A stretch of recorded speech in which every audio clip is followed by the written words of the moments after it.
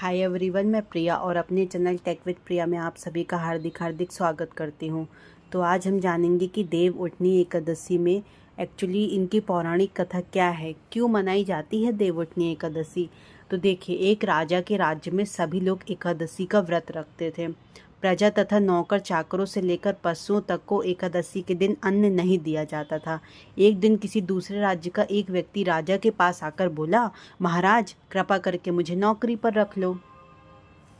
तब राजा ने उसके सामने एक शर्त रखी कि ठीक है, रख लेते हैं, किंतु रोज तो तुम्हें खाने को सब कुछ मिलेगा, पर एकादशी को अन्न नहीं मिलेगा। उस व्यक्ति ने उस समय हाँ कर ली, पर एकादशी के दिन जब उसे फलाहार का सामान दिया गया तो वह राजा के सामने जाकर गिड़गिड़ाने लगा, महाराज मेरा पेट नहीं भरेगा, मैं भूखा ही मर जाऊंगा, मुझे अन्न दे दो। तो राजा ने उसे शर्त की बात याद दिलाई, पर वह अन्न छोड़ने के लिए राजी नहीं हुआ। तब राजा ने उसे आटा दाल चावल आदि दिए। वह नित्य की तरह नदी पर पहुंचा और स्नान कर भोजन पकाने लगा। जब भोजन बन गया तो भगवान को बुलाने लगा, आओ भगवान भोजन तैयार है। तो उसके बुलाने पर पीताम्बर धारण के भगवान चतुर्भुज के रूप में आ पहुंचे तथा प्रेम से उसके साथ भोजन करने लगे।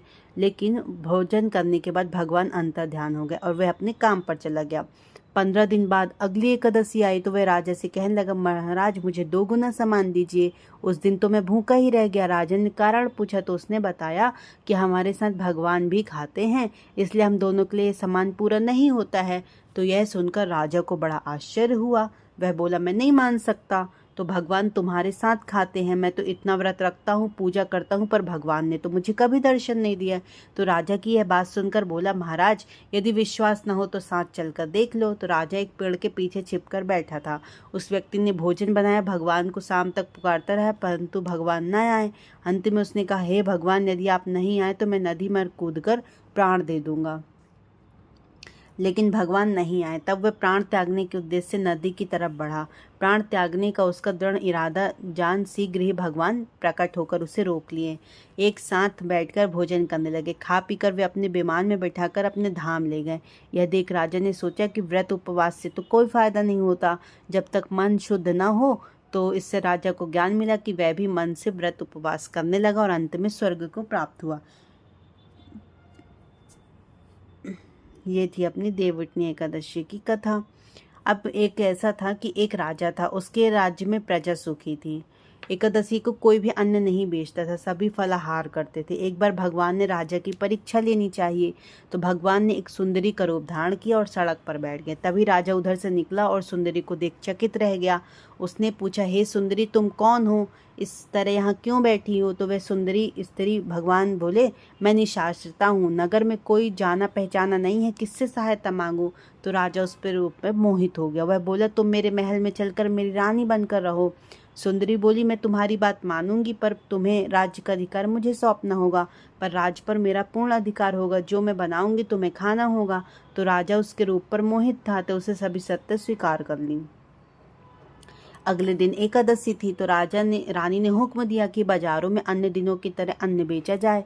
तो उसने घर में मांस मछली आदि पकवाया, परोसकर राजा से खाने के लिए कहा। वह देखकर राजा बोला, रानी आज एकादशी है, मैं केवल फलाहार ही करूंगा। तब रानी ने शर्त याद दिलाई, बोली, या तो खाना खाओ, नहीं तो मैं बड़े राजकुमार का सिर काट दूंगी। तो राजा ने अपनी स्थिति बड़ी रानी से कही, तो बड़ी रानी बोली, महाराज धर्म न छोड़ें, बड़े राजकुमार का सिर दे दे, पुत्र तो फिर मिल जाएगा पर धर्म न मिलेगा। इसी दौरान बड़ा राजकुमार खेल कर आ गया।